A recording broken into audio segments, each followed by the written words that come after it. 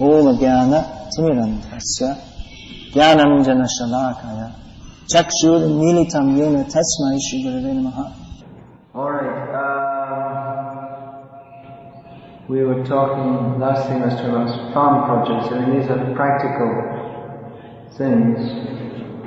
We're preaching to people and asking to be Krishna conscious, but they're finding it difficult to be Krishna conscious because of their whole lifestyle is just living with the karmas. So farm project is very important. It's a big project, big thing to get it together. But if we can do that, that will give a tremendous opportunity for many people. Prabhupada said millions. People will join our farm projects in their millions. Now another practical consideration is that some people, we want young men to join us or to take up Krishna consciousness full time as preachers. Young men and old men. Old men whose family life is finished and young men whose family life didn't start. It doesn't have to start. But even if young men do become, they can become brahmacharis for some time, and then afterwards they can also go to family life. There are two kinds of brahmacharis. One is traditional, one is naishtik. One who is naishtik brahmachari, they live as brahmacharis and from young age, and later on they may make a sankalp, they take a vow not to marry at all. Another kind is upakurbana, so it's good that we can suggest to people that, to young men, that, or even if you want to marry later, at least spend some time living in the temple, because the experience and the training that you'll get is very valuable.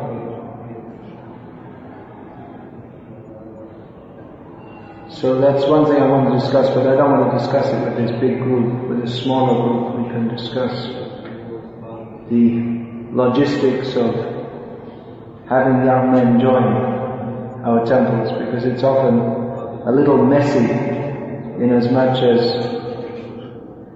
there are very few cases of family, friends, the society, friendship and love, the shackles of material life. There are very few cases of parents agreeing that their sons should join our temples, and you might have noticed a few cases of them not being very favorable at all. In fact, they're almost all like that. So it's often a messy job. Getting a messy means it's often a lot of hassle. We'd better discuss that in a smaller group. How to go about this, what to do, how to save young men who are sincere to join the Krishna conscious movement, dedicate their lives to Krishna, how to extricate them from the clutches of family life. So that's one thing, and then the other thing is older men who have already finished with family life, how to extricate them from the clutches of family life also. Because often they remain, they're devotees, but they could be serving Krishna on a full-time basis, but often in many cases they remain attached to their home lives. So we should encourage also older men whose children are grown up and married and they have no particular reason to remain at home, but especially when they get more old, then when at the age when, of course death can come at any time, but especially once one's past 60, it can just, it's common. The dying age has begun. There's no dying age, any age is dying age. But it's more common after about 60, 65 maybe, like that. And then we can expect them to go anytime. It's not surprising. If a man of 30 has a heart attack and dies, it's somewhat surprising. After the age of 60, then anytime, a stroke or whatever, just people. So that after that age, we should encourage people. Unless you're very fully engaged in some local preaching service or temple service, better you go to Vrindavan, Dwarka or Mayapur and live in the town and get away from, remain attached to your home and family. Come out. You're going to shave me today? You ready for that? Were you told? You were told, okay. So actually I think I'll finish at 1:45 and then can go for shaving. Okay. Anyone else for shaving? It's cold in Delhi, better to do it here. Anyway, who is there? Harinam Ananda, he should also get shaved up. Better. Yourself also today.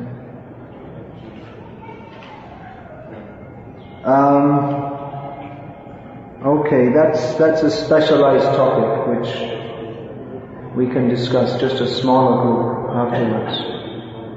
Afterwards means maybe this afternoon. Satchidanand Prabhu should be here also because he's also involved in the Young Men's Liberation Movement.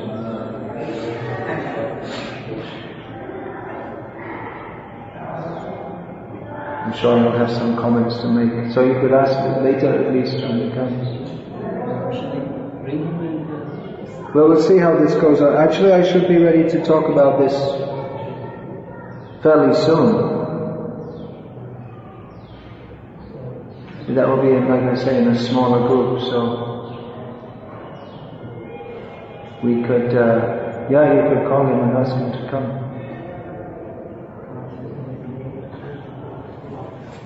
Then the other thing is, apart from getting men to engage as full-time preachers, that would be a fairly small number. But then, practically speaking, most people do get married, and those who have a tendency to do so, we may also encourage them in that way, because that may be required for them, for their remaining stable in Krishna consciousness, that most people they require to be married, and definitely all young girls should be encouraged to marry, which is not such an easy thing, because often the parents don't want the girls to be devotees, or even then there are so many, so it's not even if devotees marry, it's not only even if the boy and girl are both Krishna conscious, still there are so many social considerations about their age and their caste, if they're concerned about caste, and usually they still are, and their educational qualification, so many things. At least the parents will have so many different expectations. So,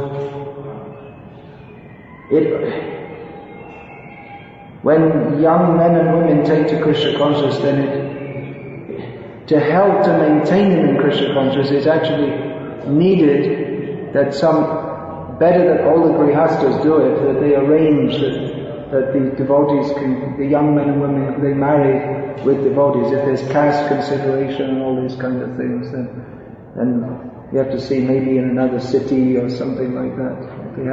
if the Marwari has to marry Marwari and Bengali has to marry a Bengali, which it's often like that, and it's usually better like that too, because if just like yesterday one couple came to see me, he's Bengali and she's Gujarati, so when after night she has to learn Gujarati, she has to learn Bengali, which isn't impossible, but it's easier if and she has to learn to cook the Bengali style and all those things.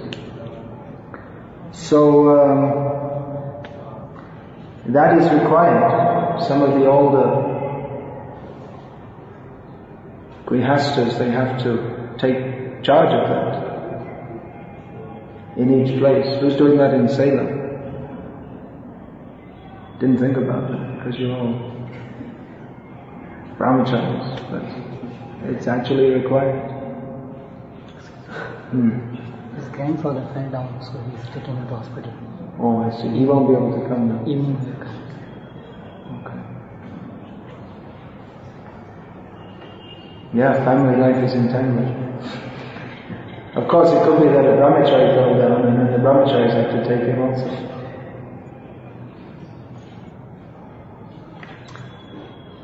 Fell down means physically, I'm talking about here.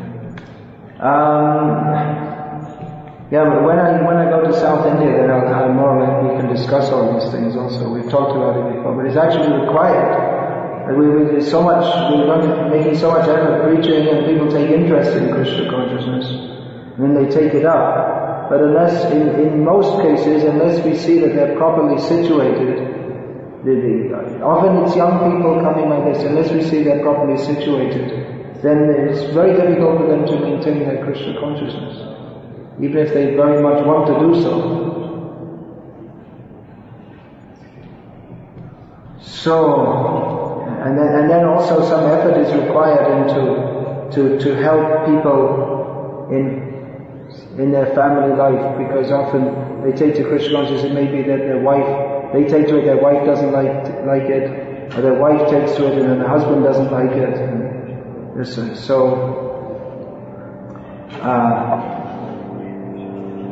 a lot of effort has to go into helping devotees on their social side either, because if they're not stable on their social side,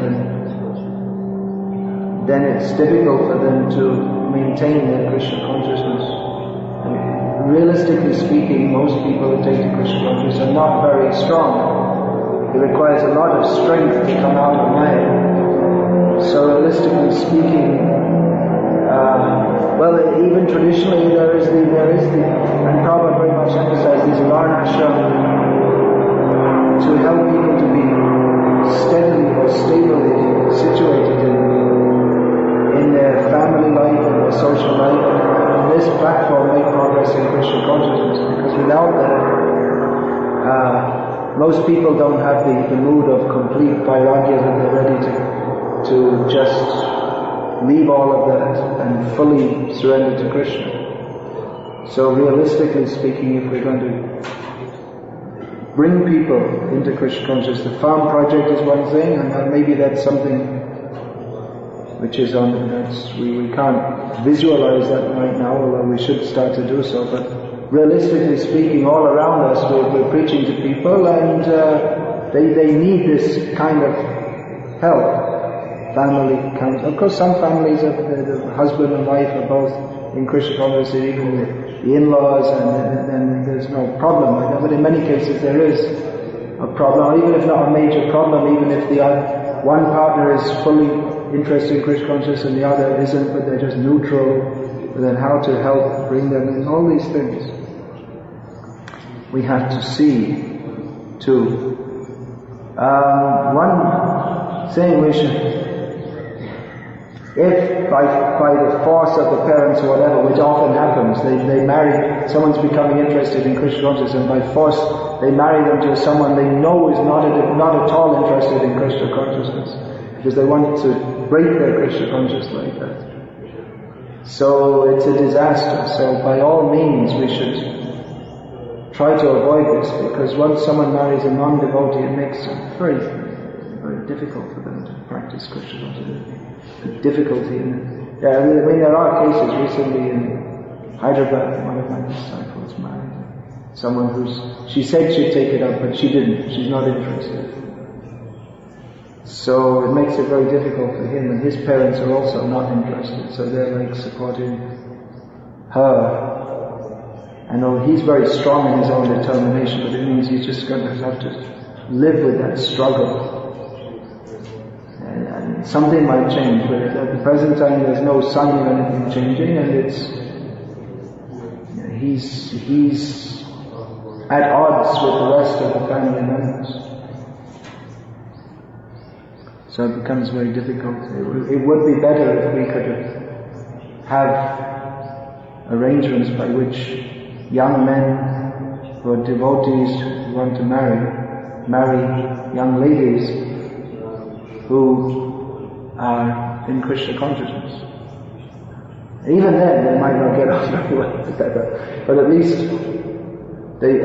on one principle, of that we want to be Krishna conscious, at least that's there. And then whatever else may happen, well, that's your luck. You don't know what it's going to be like after marriage. The husband and wife might get on well together, they might not, but at least if they're both agreed on Krishna consciousness, at least it's better than not being agreed on Krishna consciousness.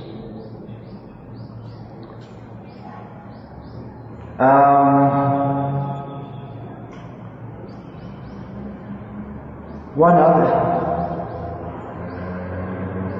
Yeah, I actually wanted to go into discussion mode fairly soon. I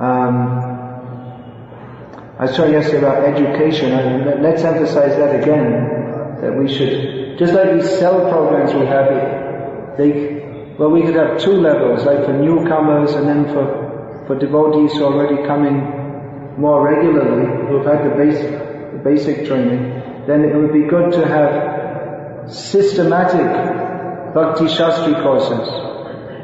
How are you conducting this cell program now? I think it's still going on in more or less the same way. The idea is that the cell is supposed to divide and grow bigger, but I think the cell is it's a dormant, it's not growing bigger very quickly, is it? I'm talking about here in Baroda.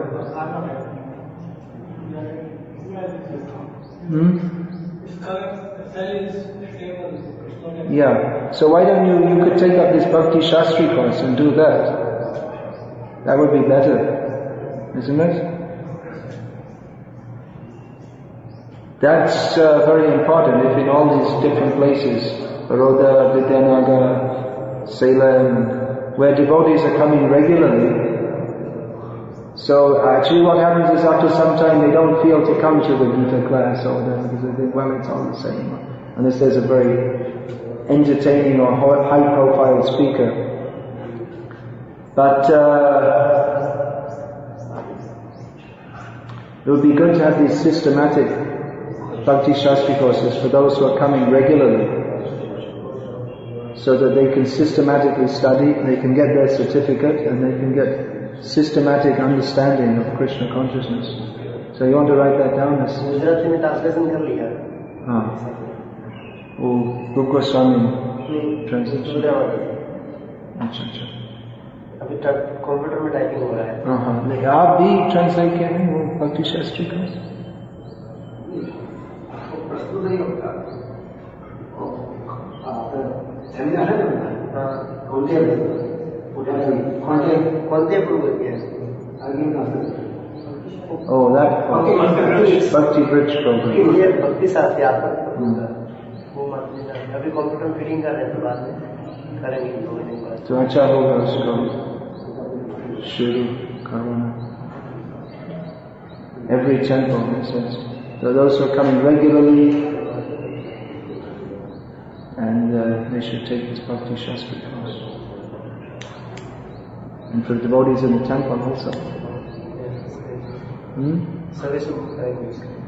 You're going to arrange it?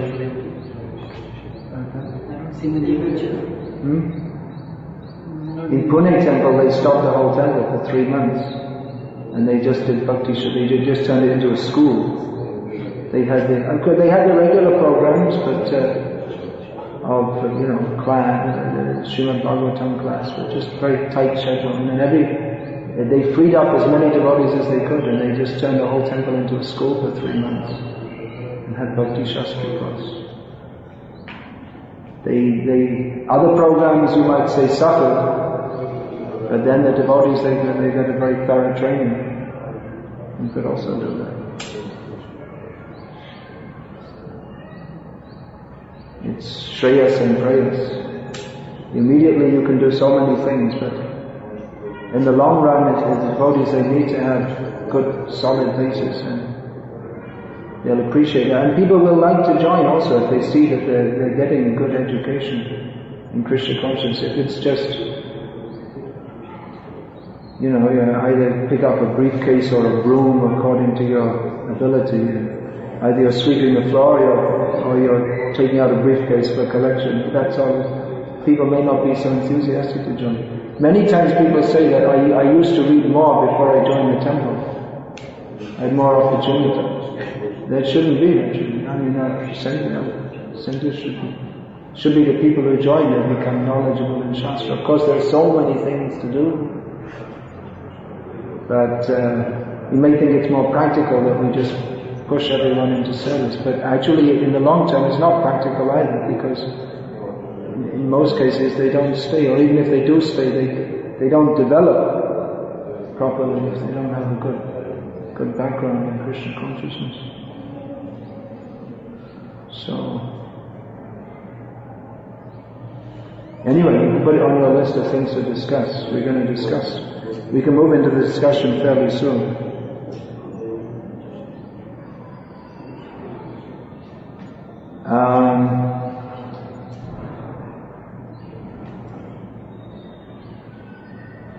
Sorry, jumping around here a bit. Well, I'm just going to, just some, a few other points.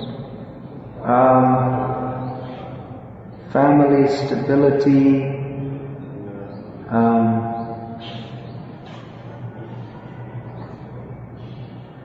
We should preach this. Don't encourage. It's easy to encourage divorce in many cases. It's very common now in India. In the name of Bhakti, people want to get divorced, but we shouldn't encourage this. Prabhupada himself, as he said, I didn't like my wife. She wasn't inclined towards Bhakti, but he still went through years and years of struggling to maintain a family that didn't in the slightest bit support him in his Bhakti. So, we don't want to start encouraging divorce and all this. If at home the people they're not inclined to Bhakti, then you just do quietly at home. You don't disturb them. If you have to suffer because of that, then just suffer. Because there are so many cases in the history of India of both men and, well, especially women, because sometimes the men would take sannyas if their family members didn't like it. But they just went on with their bhakti despite everything. Prabhupada's sister was a good example. Her father was fully a devotee, but somehow or other he married her to a non-devotee. And she had to cook fish for him every day. She was doing her street dharma. But she did her own bhakti. She went on with that without complaining. So it's definitely we don't want to encourage. Once you start, you say to someone, "Oh, special case, okay, you divorce," and then there'll then be another special case, another special case, another special case, and everyone will just take it as an excuse, and it'll make chaos. And in many cases, if the husband and wife, even if they're not doing so well together, they stay together, then it gets better. Somehow or other they adjust. And anyway, divorce is just not allowed in Vedic culture. It's just not there. It's a modern invention which is very demoniac thing actually. It's totally because marriage is not just, it's done in a sacred. It's a vivaha yagya. It's supposed to be sacred. It's not just the dogs don't need vivaha yagya. Although some people do vivaha yagya for dogs also. Some stupid thing.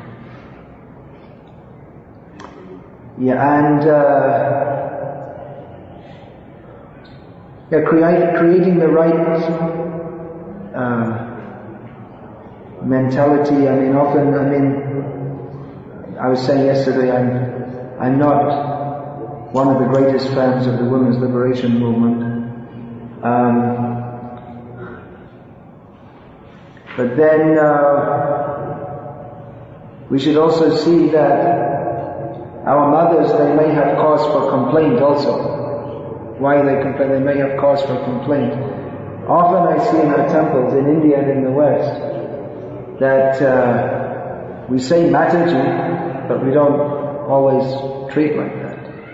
Often you see they'll put out, just like they'll put out 2 mats and then all the men will sit on them. And you don't think, the women, they also have to have a sitting place. Or the women are just squashed up at the back and the men don't think that maybe we should give them a little more space. Often I see this. So I would request you to all, the men, to consider these points also. It's less like we say mother cow and send her to the slaughterhouse. We don't actually slaughter her. When she gets old, we sell her. Because, why? Because we don't care.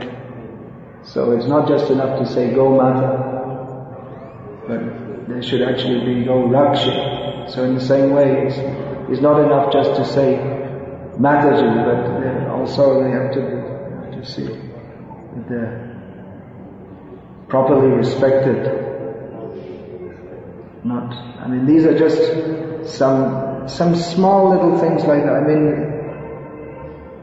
Traditionally, women, their whole life is one of sacrifice. They sacrifice.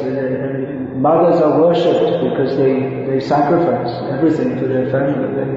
They work hard and they cook and they clean and they just tolerate their oceans of love and this and that. So they're worshipped for these qualities. But so we should remember that also, that in Vedic culture it's expected that women will have the qualities of shyness and submissiveness and all these things.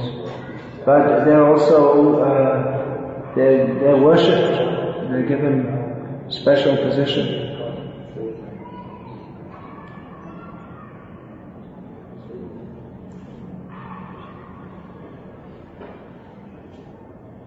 So another point, just another couple of points. Here's something else for you all to think about. And if you can put it into action, then there's a lot of mercy to be had by preaching in difficult situations or to people who are difficult to bring to Krishna consciousness. Now in India we're preaching, we're distributing our books, we're doing programs.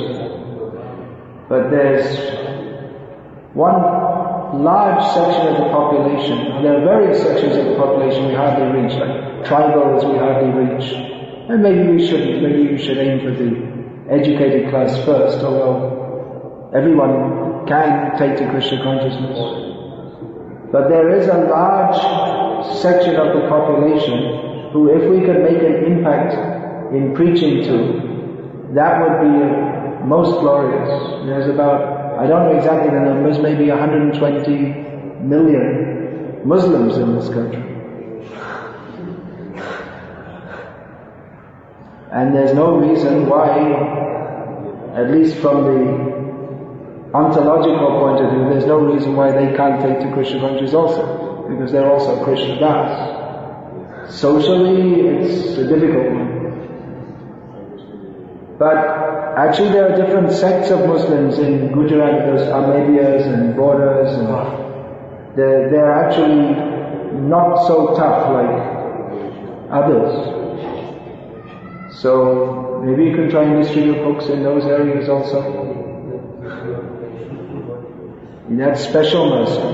Maybe you have to go to 100 Muslims to get one to even think of taking one. But if you get one to take, that will be something very wonderful. You have to be You have to consider how to present also.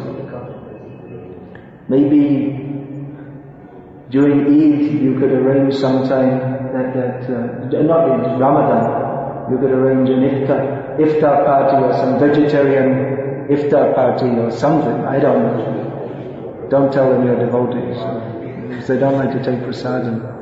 Somehow or other, I mean there are Muslims who will take an interest, at least on an academic, professors, they may take an interest on an academic level.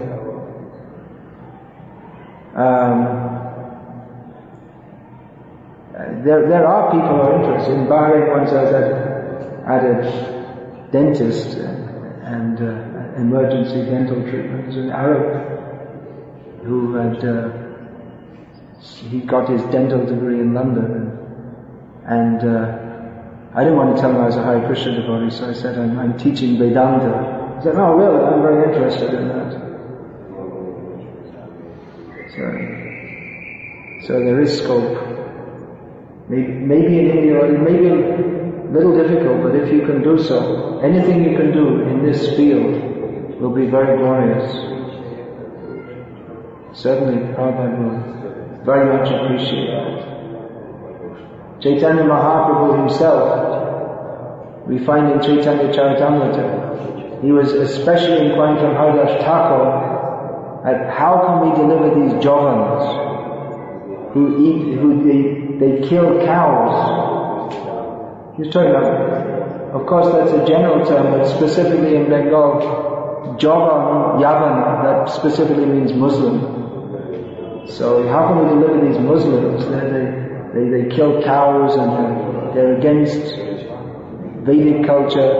And Chaitanya Haridas Thakur replied that if they hear the holy names, that will be for their tremendous benefit. So we can sometimes do Harinam through the Muslim areas also. But you have to see, because some Muslim areas are a little more high class and others less so. In Surat there are some areas. In Surat in general the Muslims are quite mild, it seems, except when it comes to in some areas, yeah. So you have to see.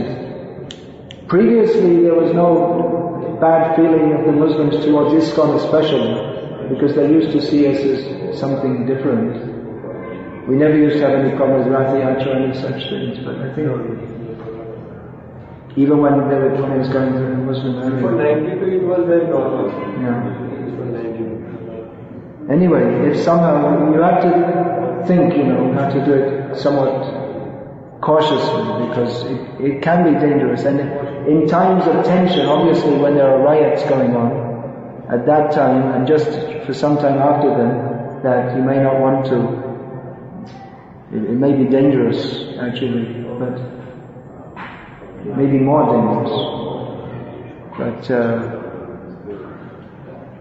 at other times, if you can think how to distribute books, maybe do Harinam, whatever you think how to do. If you can preach to Muslims. Now another thing is that maybe there's a lot of field for preaching on the internet, by correspondence. So many people, they buy books and then they write letters. So there's a lot of preaching to do like that. You're doing your whole mail out going on.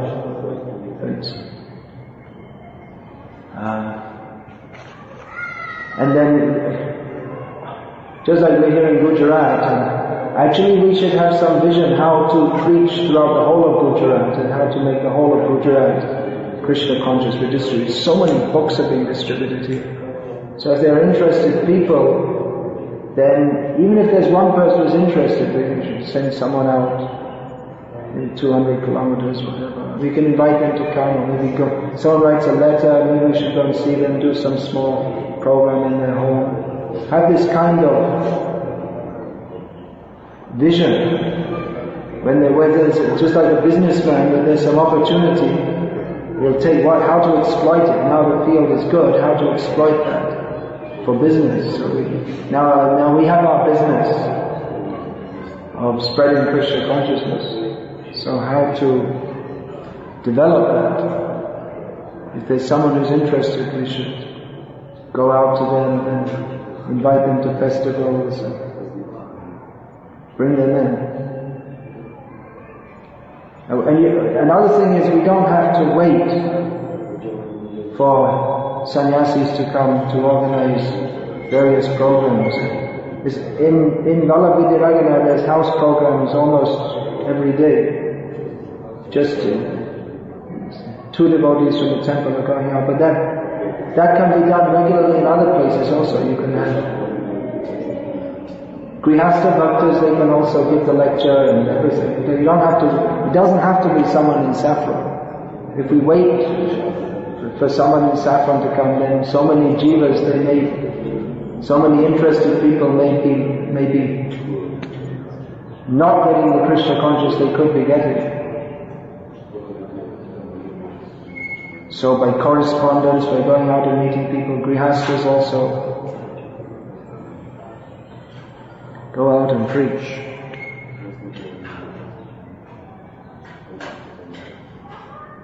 Okay, we can have broader discussion on various topics. I guess there's that particular one I wanted to discuss, the young men's liberation movement. But I don't want to discuss that with everyone, just a few temple leaders. It's not something to be discussed with everyone. How to extract gold from a filthy place. Then we could have some general discussion on various topics that I've brought up in the last, yesterday and today.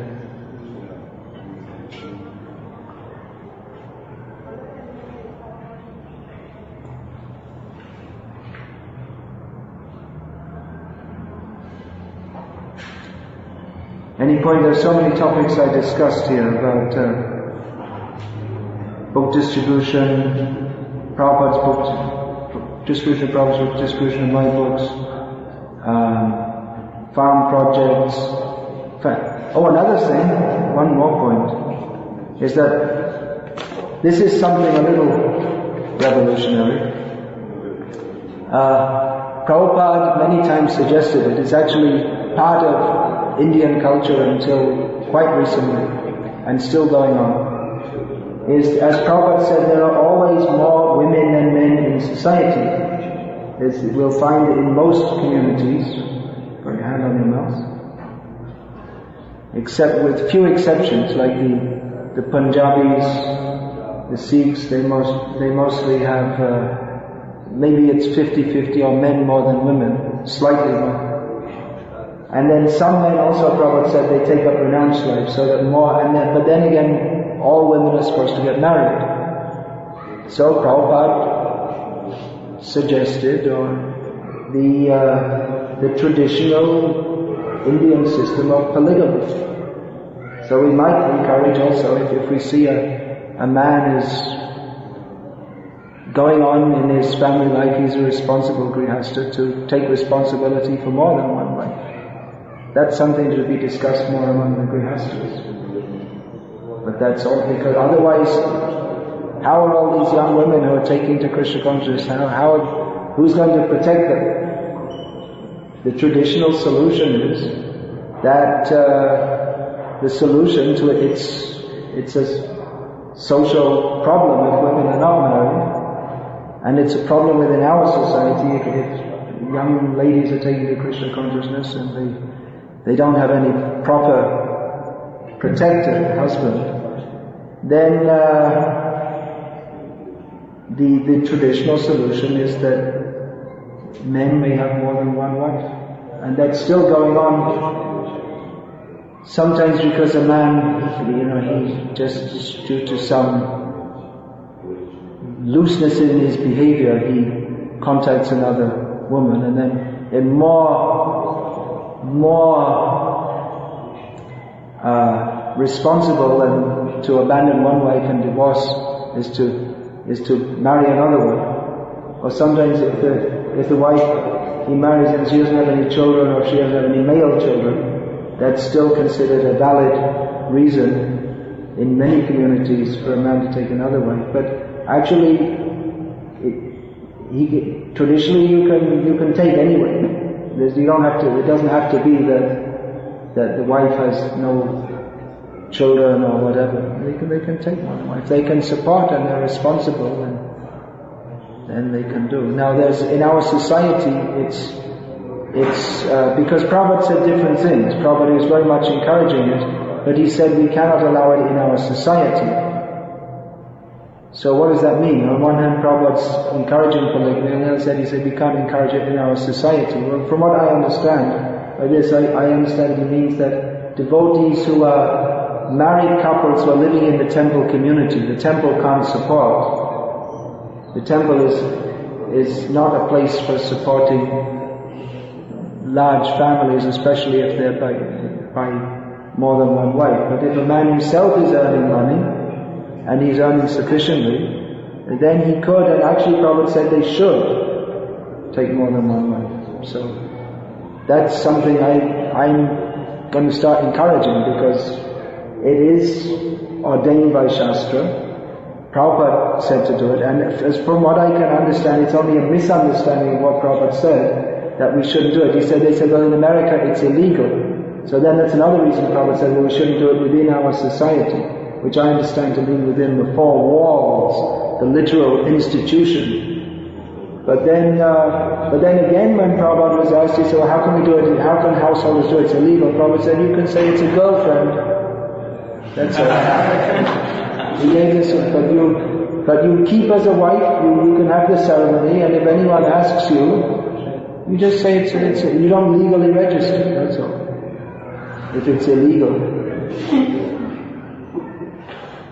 So Prabhupada even gave the solution like that, so that's something that should be considered. Generally the first wife doesn't like it if there's a second wife. But sometimes they do like it, because it's like they become like sisters or something, and then it's some company for them also. I was reading something in Africa, they were asking, in some communities in Africa it's still very common a man has 6 or 7 wives. And they were asking, because they were saying, they were asking the women, don't you think, that's not very nice for you to have more than co-wives? They said, no, I want co-wives, because, otherwise we don't have, it's not so much company, and you see, they like it. They're used to it, that's their culture. So it's like having some sisters at home, or something like that. And they might fight among themselves, but everyone fights among themselves anyway, so that's sometimes, not all the time. It's just like, men fight among themselves also, but that doesn't mean we don't associate with anyone. We go on with life. So that is what might be considered a somewhat revolutionary suggestion, but as far as I see, it's a practical solution, because we're seeing practically that when it's a question of getting devotees married, the problem is usually not so much for the men's side as for the women's side, because there are more, and in our in the community of devotees that we're preaching among, it seems that there are always more young women coming than men who do want to marry. So that's it. Prabhupada himself gave this. I'm not saying anything new. It just seems to be new because it hasn't been encouraged in our society, although Prabhupada himself encouraged it. So that's one other point. Hare Krishna.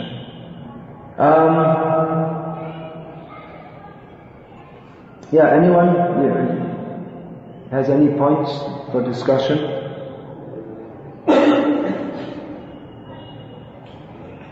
Yeah. About this last point, I also heard about Prabhupada when one disciple approached him and he asked about this polygamy. So Prabhupada, he answered first he agreed, and then next day he told him, yes, but we cannot do because of the society. Yeah.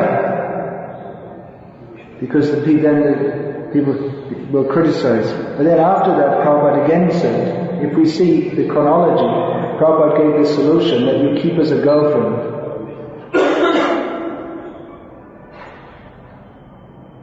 That which Prabhupada said we can't do because people will criticize because it's illegal. That wasn't Prabhupada's last word on it. And in India, certainly it's still quite socially acceptable. You see, the whole thing is ridiculous. That comes up in that glimpses of traditional Indian life in the discussions with Rasaraj people. That they're very much against, in the Western countries, and in India now many people say, they're very much against child marriage. They say a 13-year-old girl, it's very wrong she should be married.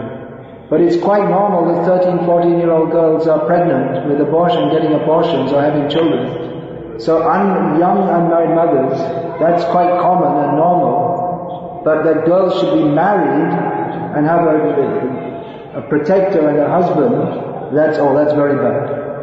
What a nonsense society. It's just ridiculous.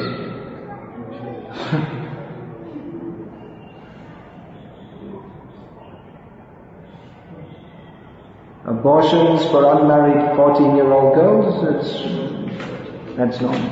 That's okay. But marriage, no. It's insane. The whole values of the society are so warped. Warped, you know that word means? It means twisted out of shape.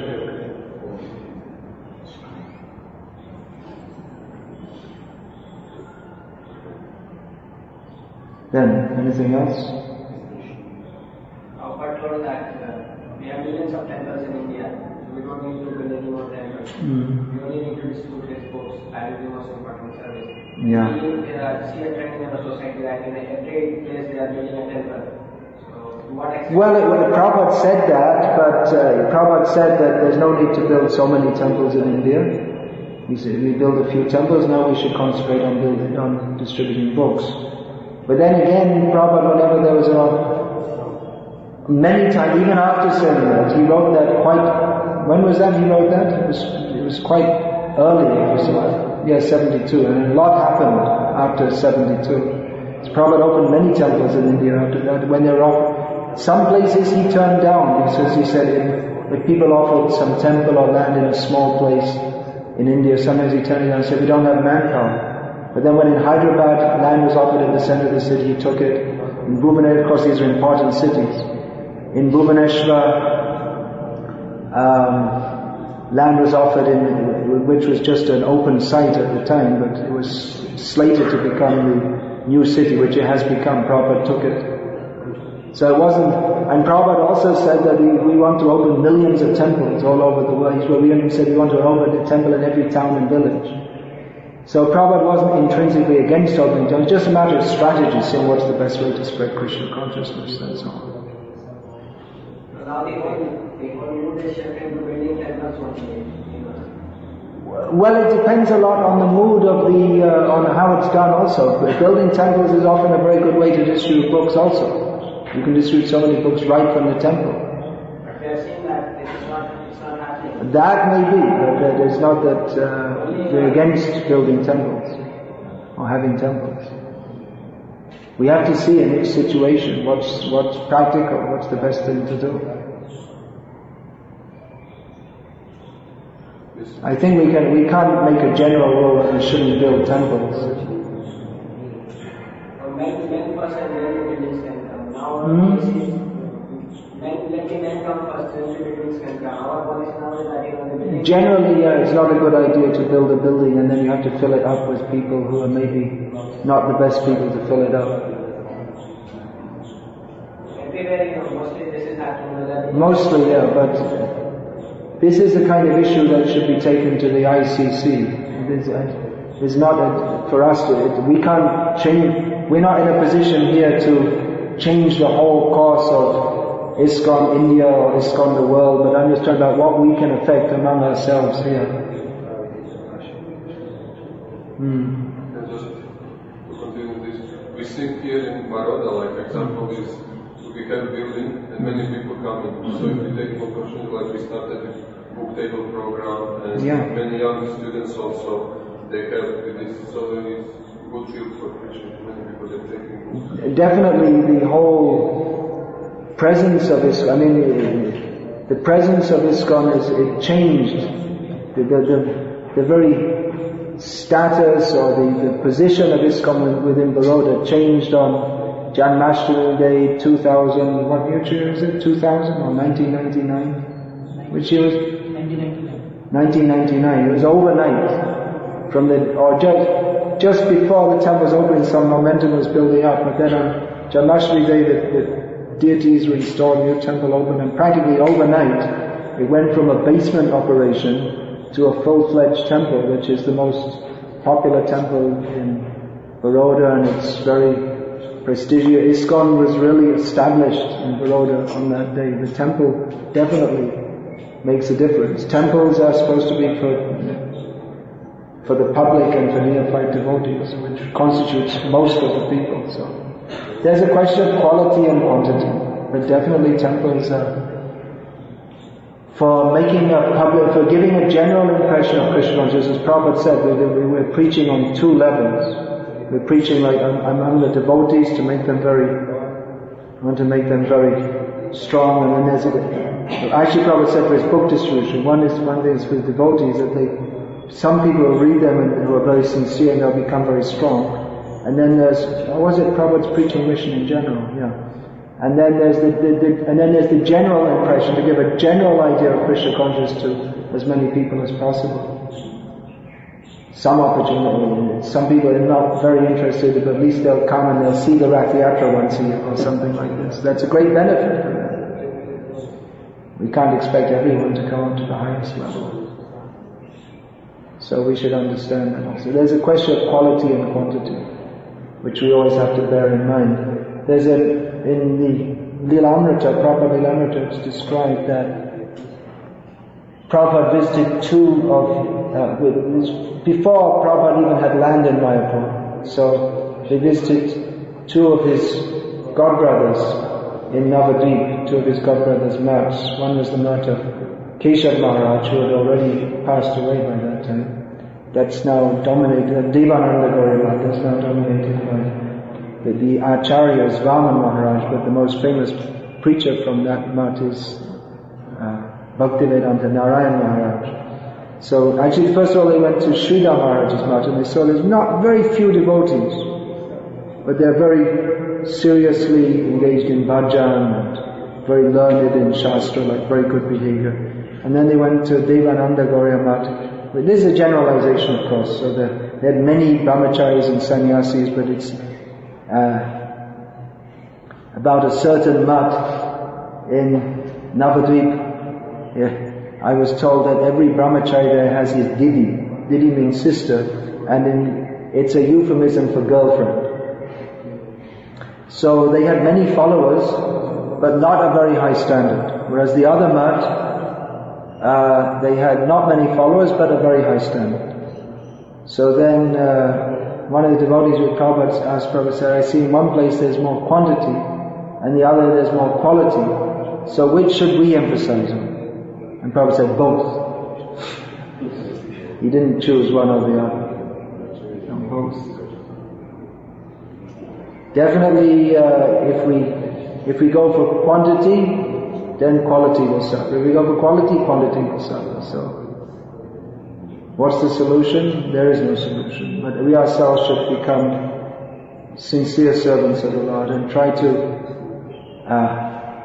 within our capacity, help others to come up. Try to help everyone come up as much as they can, including ourselves. And recognize also that there will be different levels. Not everyone's going to be a, Maha Bhagavat, Ashtatara Sata Shri, Avadhut, Paramahamsa. We have to reckon. Many people, they'll come for them coming to the temple, giving a donation, taking some prasad, and many won't. We try to bring people beyond that, but we also have to recognize that there are many people who, if they do that, that's very beneficial for them. Anyone who sees the Lord in arati, it's very beneficial. They appreciate the beautiful dressing like this. Although the temples are headache to run on, and often the institutional problems, they may give us a headache, but it's very beneficial for people in general, which is why acharyas have established mats. They don't need them for themselves. They've established mandirs. Acharyas, they don't need these big temples, but they establish them for the benefit of devotees and for the general public. But I also think we should people first, project second. It's a good formula. We should put more emphasis on people. Projects are also required, but the emphasis should be the aim of the project is to help people come up in Krishna consciousness. So the real wealth of the temple is not how many lakhs or crores of rupees are passing through it, or how many big people come to visit.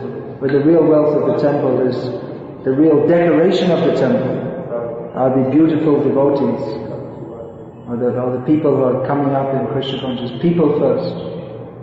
Make people Krishna conscious. All the facilities are meant for that only.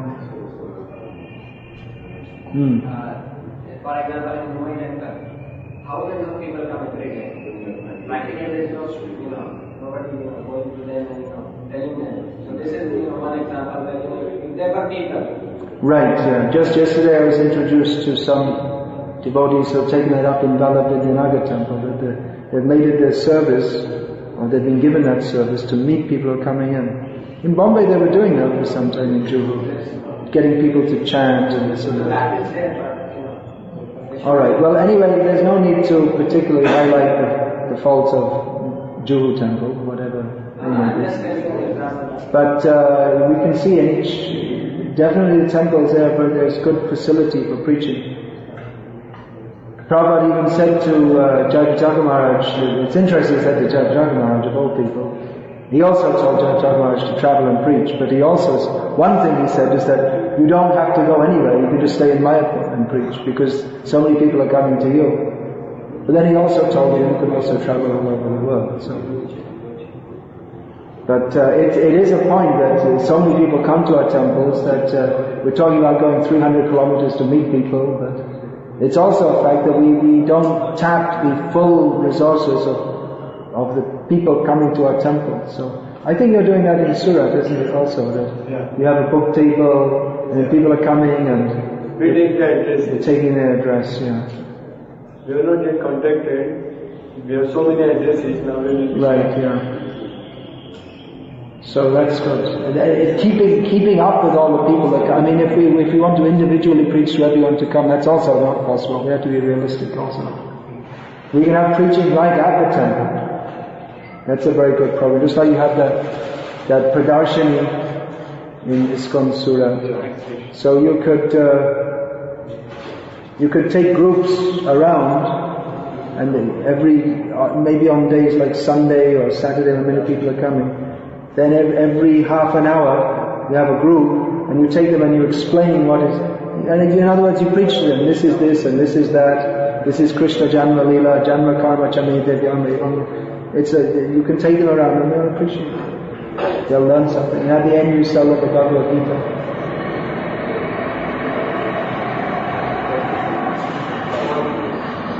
Two months ago we had... Just wait a minute.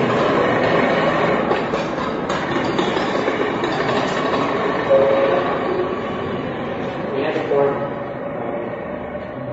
for this spiritual questionnaire. 2 months ago you had a spiritual Forum for the spiritual questionnaire. Spiritual questionnaire. SQ, like item but SQ. And we were distributing questions. Spiritual SQ. From IYM, there were 10 questions, multiple choice.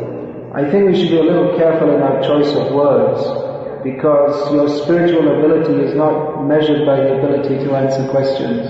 Yeah, it was just like we found it very effective.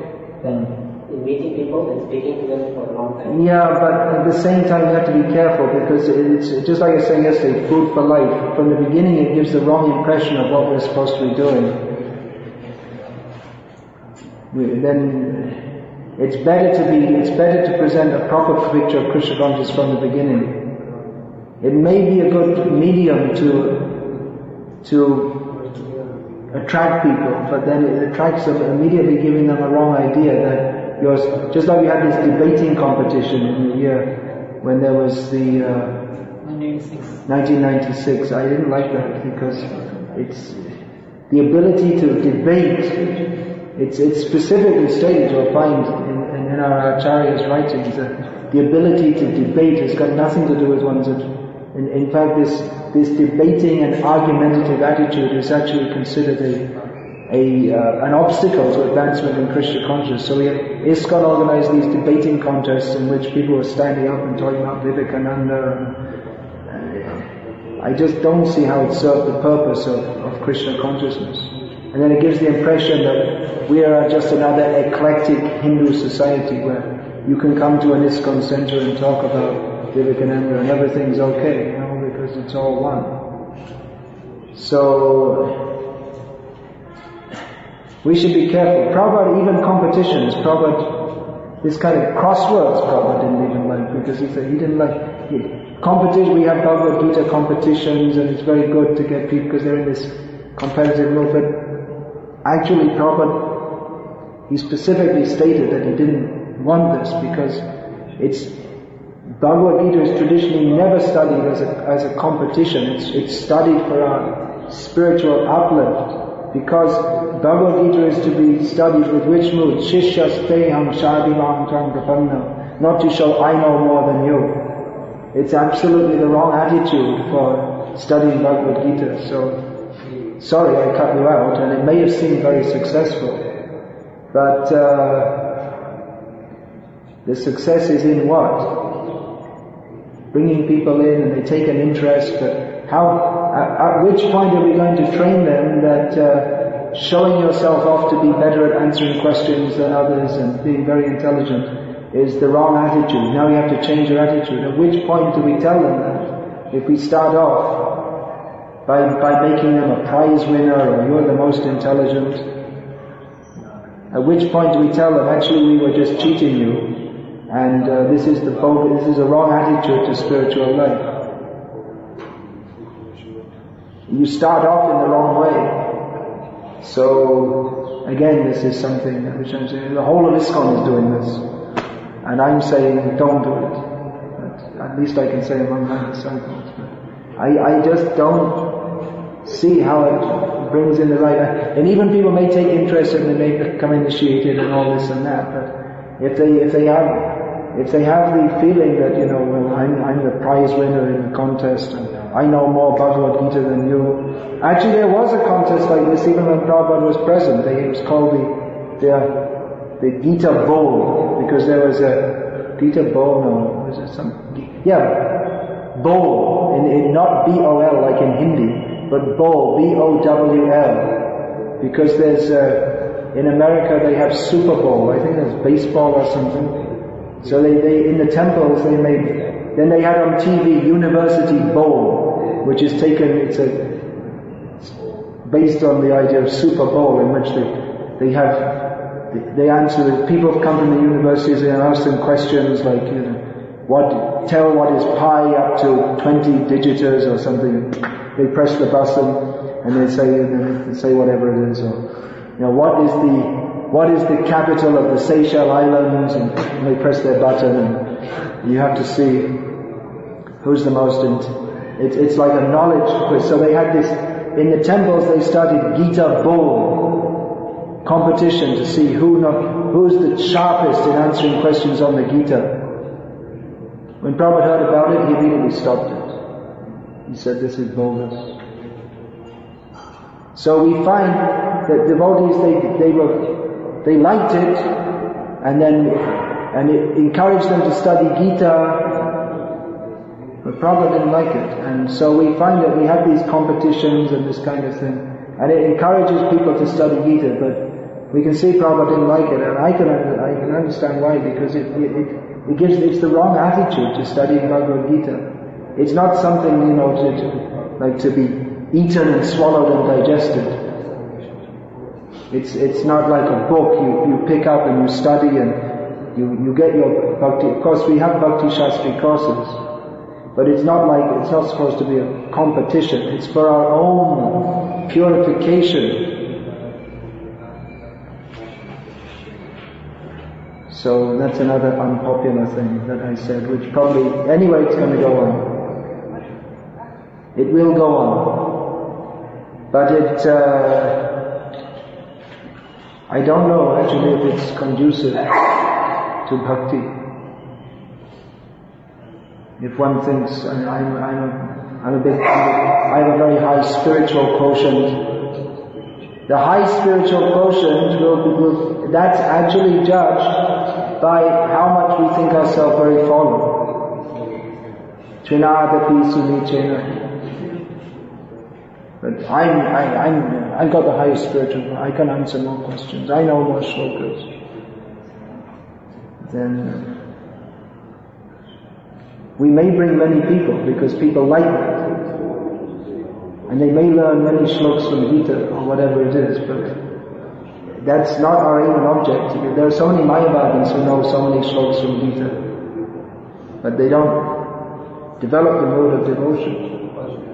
Rather, Bhaktisiddhanta Saraswati Thakur, his policy, if someone came in, a very educated person, and I'd like to join a mat, go in the kitchen and wash the pots.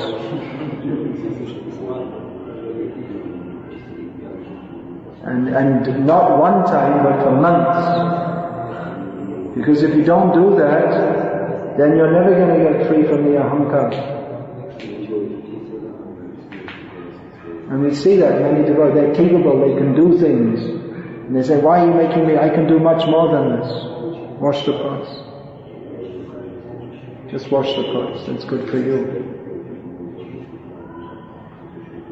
So, if they don't, we see sometimes devotees, they join the temple full time and they're quite capable, and immediately they're given some responsibility, and in almost every case it destroys their bhakti, because without learning the principle of submissive service, if they're immediately given some responsibility and some importance, then almost inevitably they become puffed up.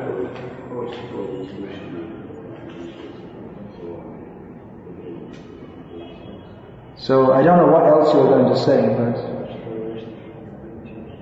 I cut you out there because I'd rather, of course we may say, yes, very good for preaching, many people come in, but I would rather be cautious, conservative. It's better to err on the side of, it's better to be careful than there are many different things we could do, but we have to see what are the guidelines given by our Acharya also, given by Prabhupada. We've wholly neglected that Prabhupada didn't like competition. Of course, I had to investigate. There may have been some cases where he also allowed it, that may be also. But there's the well-known case of the Gita bowl in which Prabhupada stopped it. On this line, on this premise, that bhakti is not had by becoming expert in answering questions on this. Because then you're taking Bhagavad Gita as something academic. Definitely we want to encourage devotees to study Shastra, but for the sake of purity, main reason for the sake of understanding what is Krishna consciousness and becoming purified. That is the main reason. We become purified by study. And also for preaching it is necessary. But in this idea, I will study and I will show myself I know so much. Then there's no bhakti. Krishna won't be pleased. We may get praise, oh, such a great speaker, but Krishna won't be pleased. Chaitanya Mahaprabhu has other competitions like drawing competition, so it's also included in that same category. marginal. I mean, it's the same principle, isn't it? People like it. It helps them to take an interest in Krishna. Maybe we should just give everyone a prize.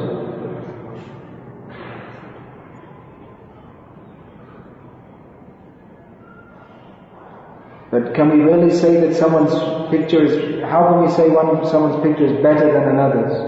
That's ultimately for Krishna to decide whether that Krishna likes the devotion. We are judging with our material senses, this looks better than that. But it's just like those first paintings in the Krishna book. They are very amateurish. But many of our devotees, including myself, I like them better than the modern paintings, which are much more expertly done. They're childish, okay, but they were done in a mood of great devotion. Prabhupada approved of them. Not only approved, he liked them. Like this is an example where we were talking like we encourage the devotees to take up Krishna consciousness whatever level they can. At the same time, we have to maintain purity. So it goes against that example. Right, that's what I said. Quality and quantity, the two things, both we want. But if we aim at quality, then we restrict the quantity. And if we aim at quantity, then quality goes to hell. So is there some examples where we can understand that both can be, in what way they can be both together?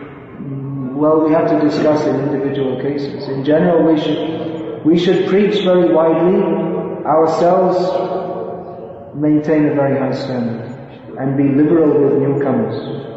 Liberal means that we don't, in the beginning we encourage them to chant Hare Krishna, we don't insist that they rise early in the morning, just gradually bring them in. But by our example, they can see what is the highest standard. Gradually, the thing is that we should get them to hear, let them come and hear about Krishna. If they don't hear, they'll never advance. But we don't encourage them in their wrong attitudes.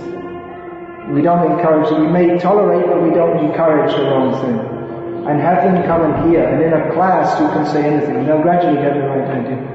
They should come and hear.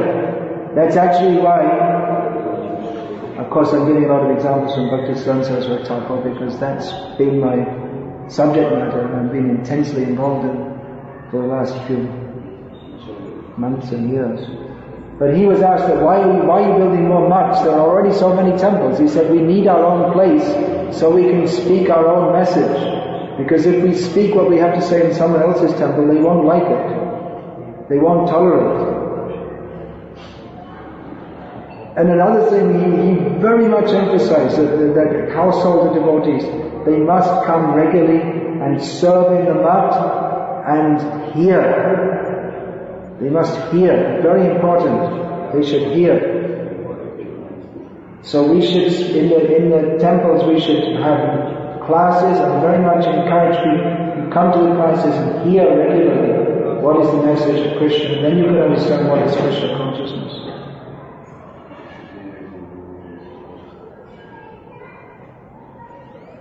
If we don't have a taste for hearing, then we can never properly chant, we can never properly serve.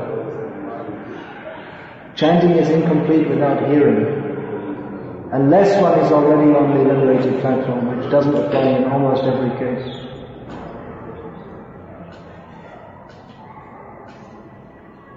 Hearing must be there and the speaking must be strictly to the point of Siddhanta.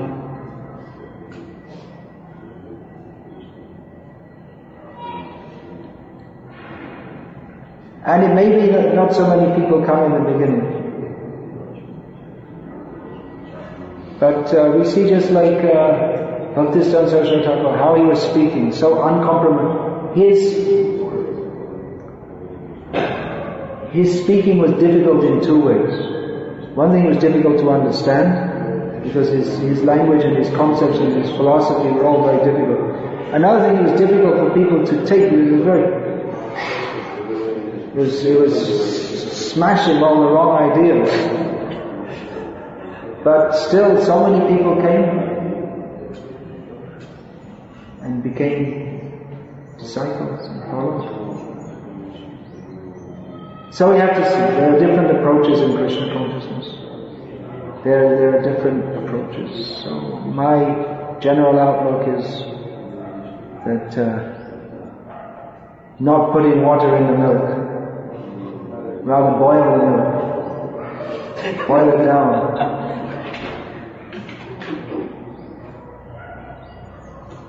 The thing is, if we go on putting more and more water, then gradually it becomes more like water than milk. It becomes, we don't see any difference.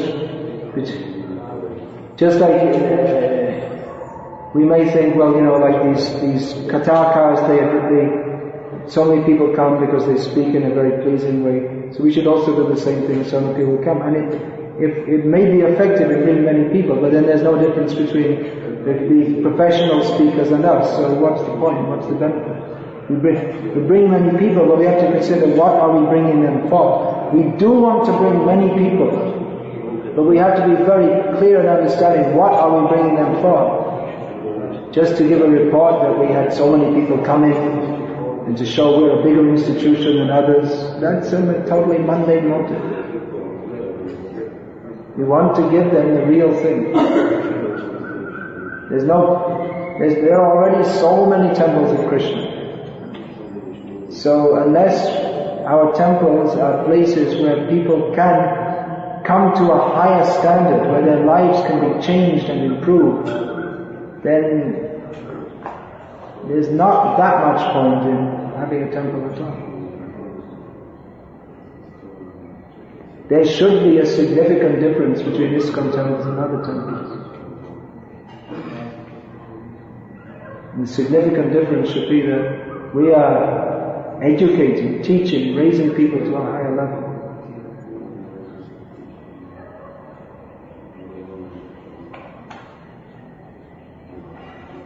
Then, anything else?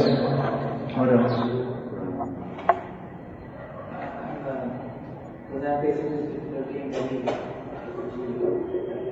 How to deal with other disciples, because their philosophy is... Their outlook is different. I hope their philosophy isn't different. Sometimes the philosophy is different. Well, we only have one philosophy, that is which is coming from Krishna, then Brahma, Narad, Vyasa, and that's, we only have one philosophy. So if it's a different philosophy, then definitely there are problems. Definitely there are problems. Of course, even there may be different, in details even there may be some different, even in philosophy there may be some different outlooks. That's also possible. Recently this question of Ramcharitmanas came up on the BBK Sangha. So it's a mixed thing, because Prabhupada himself even lectured on a verse from Ramcharitmanas once. But then on the other hand, he said that it's there's some Mayavad tinge there, or some non-devotional tinge. So actually, it shouldn't be such a big question for us. We don't give. It's not our book. Our books are Gita, Bhagavad, Bhakti Rasamrita Sindhu, Chaitanya Charitamrita. These are the books we lecture in ISKCON. So we don't give. We shouldn't have Ramcharitmanas lectures. Valmiki Ramayanakam, because Prabhupada, he always said that this is the actual Ramayana. But then there may be scope for quoting sometimes also Ramcharitmanas, because Prabhupada himself did sometimes quote. Prabhupada sometimes quoted Shankaracharya, Jiva Goswami quoted Shankaracharya, Krishnadas Kaviraj Goswami quoted Shankaracharya. So it's not that everything that everyone says is wrong. Their basic philosophy, we don't teach their philosophy. But if they say something that is right, we may quote it. But we have to ourselves be situated in Siddhanta to be able to do that. It's just like if you're preaching in Islamic countries, I was told by some devotees from Iran who I met, that if many people are interested, but they want to understand, well, how does this fit with Islam? And so unless someone knows Islam, the Quran, and the Hadith and all these very well, it's very difficult to preach. I mean, difficult to actually convince people. If you can convince people that this is Islam, and then gradually maybe something more, it's not contradictory to Islam. So for most people that approach is required. So then you require detailed knowledge of that. So you may quote the Quran many times. It doesn't mean that we become Muslims. So, well, yes, we are. In the real sense of the term, Islam means surrender. So in that sense, yes, we are Muslims. But, well, the Ramcharitmanas, that's mostly of the Ramanandis. So we're not part of that Ramanandi Sangha. But on the other hand, we are Ramanandis also, because we take pleasure in Ramante Yogino Nante Satyananda Chidananda Iti Ramapadena So Param Brahma Vidiyate. We are also worshippers of Lord Ram, who take pleasure in remembering Ramcharitmanas. So, but anyway, we're not part of that Sampradaya. It's not really. We shouldn't start taking, although it started in Delhi now, our ISKCON devotees giving public lectures on Ramcharitmanas, but that's not really our subject matter. Oh, you're India, so. My question is that how to react to something, because I've been attending some lectures and this controversial point that Jiva and all this. So it was made on the public. And then people ask me for the conversation. People ask me also. I say that different. It seems to be a point that different people have different outlooks on. But and there are pramans in Shastra which apparently support both positions, and Prabhupada said this. And I don't think that Prabhupada is cheating me. I accept what Prabhupada said. It's said that Prabhupada just said that to try and for some time, place and circumstance thing, but there's no evidence that Prabhupada did say so, how to time, place and circumstance, and that he was saying that this is the Siddhanta, so I accept that. And you can accept whatever you like. If you this is how I understand. You've asked me, this is what I understand. Someone else understands another way, well, they can. But as Prabhupada was our Acharya, he has quoting Shastra, Krishna Bhuli Se Jivanadi Bahivo. And we have the story of in the Puranjan section of Bhagavatam, in which it said, my old friend, you have forgotten me, and Brihad Bhagavatam. And there are so many evidences that the Jiva was with Krishna. So, we can quote that also. Should we attend those? Well, is the whole lecture like hammering on the point that... No, there are so many questions. So, if you find it's a disturbance to your Krishna consciousness, then don't. What should those living in the temple if they face the same problem? It comes up in the lecture, you mean? Then you can say your questions and answers. Has to leave why? Because you quote Prabhupada? Yes.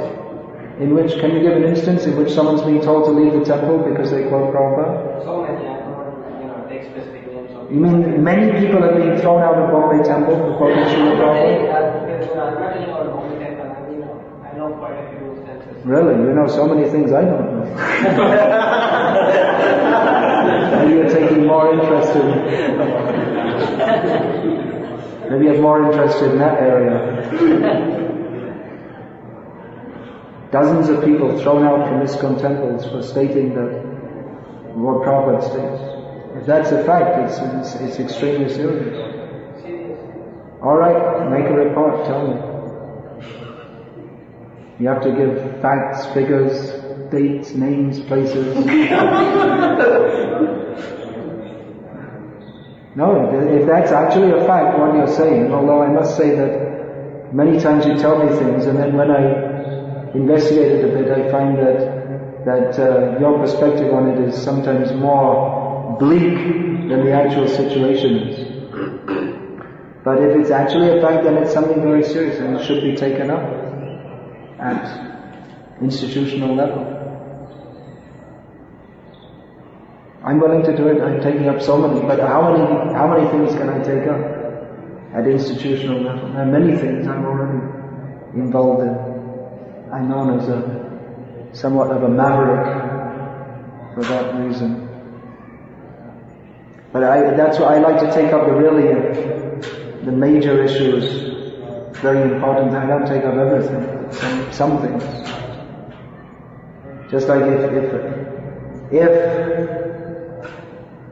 any guru in our society speaks things which are actually complete nonsense, then I feel it's my duty. I mean, there is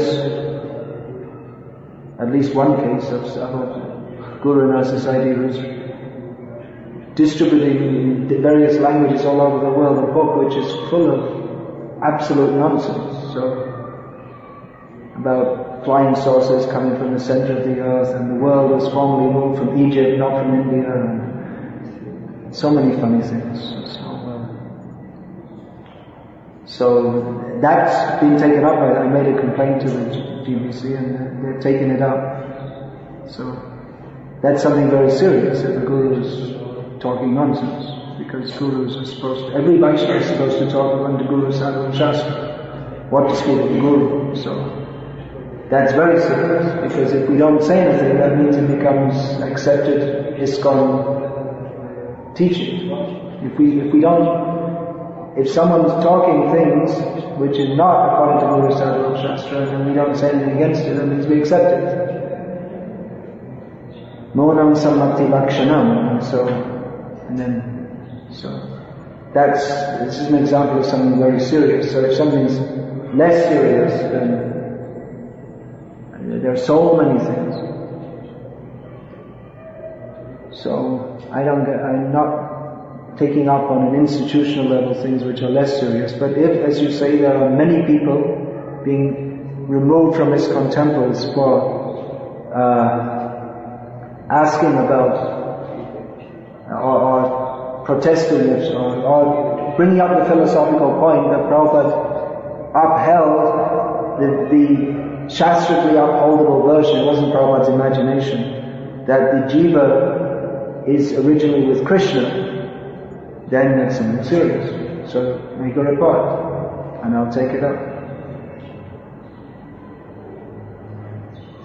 Okay, anything else? And then I'm going to close the session at early, so head sheet. But you said that devotee should be married to devotees, other devotees also. Best. In some cases they marry a non-devotee and then the non-devotee becomes a devotee. There are some very nice instances of that. But it's more of a risk. Definitely it's a risk. So is it possible that people temples make it common marriage board? I don't think temples should do it. I think the grihasthas themselves should do it. Yeah, congregational devotees. Is it possible? Not is it possible. It should and must be done. Now you have also crossed that side of the fence. No, it's actually taking a responsible position. You have to take it's a social position. In the name of being a brahmachari, people they're like irresponsible people. They just do a little service, not very seriously, and they eat and sleep. It's irresponsible. Such people should be married. They should take responsibility. Everyone should be responsibility. Saffron cloth is not meant to be an excuse for being a lout, a parasite. One in saffron cloth should be very seriously endeavoring in devotional service. And otherwise, why should they be supported by society? So now you've taken that decision, you've entered family life, and you yourself are new in that, but due to lack of others, you could help to take up that responsibility of helping others who are going that way.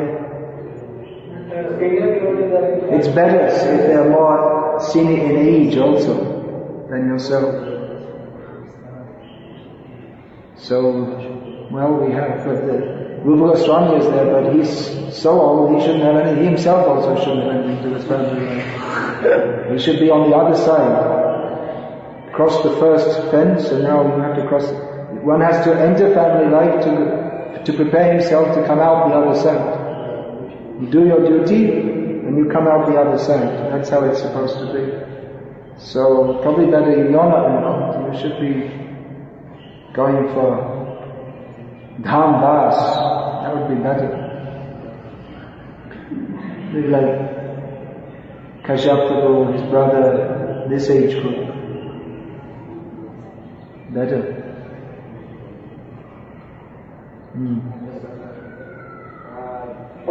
There were a lot of quotes from translated diary in recent years. Many quotes from translated diary. So, the whole nowadays is that anything which is not written specifically by Prabhupada, not said specifically by Prabhupada himself, that is not as bona fide as what Prabhupada said. So how do we? It's the Quran and the Hadith, isn't it? How do we make a distinction between both? Well, this is quite a complex epistemological question, or hermeneutical question, I guess you could say also.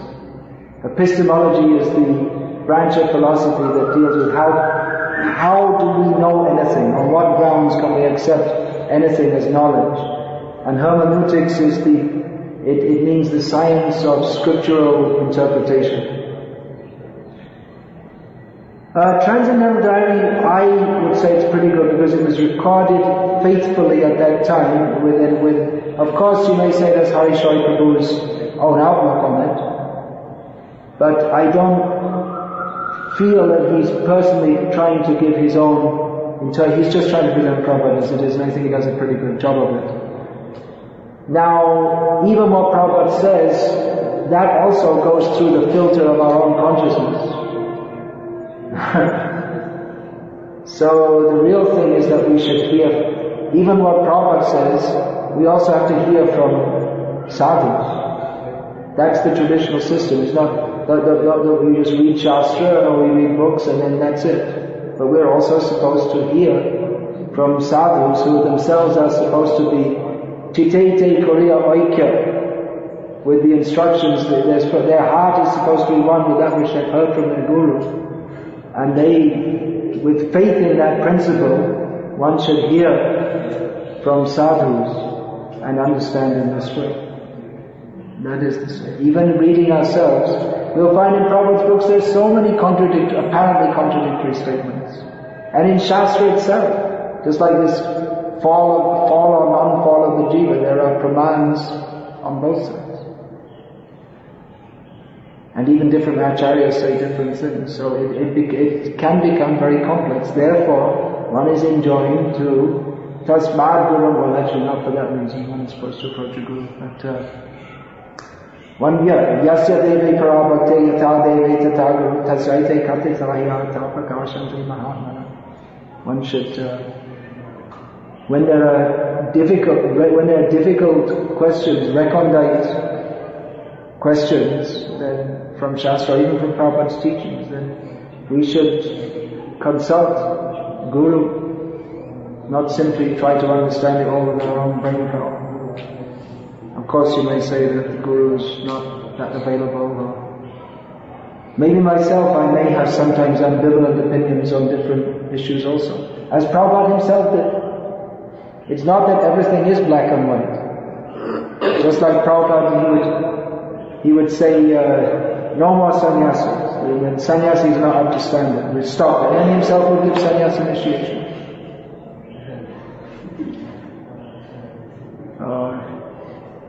We don't need to open any more temples. Just leave. And then he himself would open more temples. So, the absolute truth is not necessarily something that we can always understand with logic. In fact, the wholly logical approach to understanding the absolute truth is rejected in Shastra. Although logic is used to understand the absolute truth to a certain level, but On the other hand, the achintya kaluye bhavanatam tarkena yojit prakriti viparanyat. That achintya lakshanam, the very symptom of that which is inconceivable is that it cannot be conceived, it cannot be understood by logic and argument. Therefore the attempt to do so is not recommended. Okay, I'm going to finish then because time up. I said 1 o'clock, but I want to get my head straight and maybe be on time for lunch today. We can continue with discussion. This is good this afternoon. I was thinking of maybe some practical things, how to increase our preaching, but it can be on these different. Naturally, the philosophical perspective also comes in. Everything we do we should be ruled by Shastra. Shastra means, well, there's two kinds. There's Astra, if we're ruled by sticks, that's discipline. And we should voluntarily accept the ruling of Shastra. That is, a Brahmana is not ruled by the king, who rules others by the force of his hands, because the Brahmana is self-disciplined according to Shastra. He doesn't need the external discipline, because he's fixed in proper philosophical understanding from Shastra. So, 4:30 we can meet again.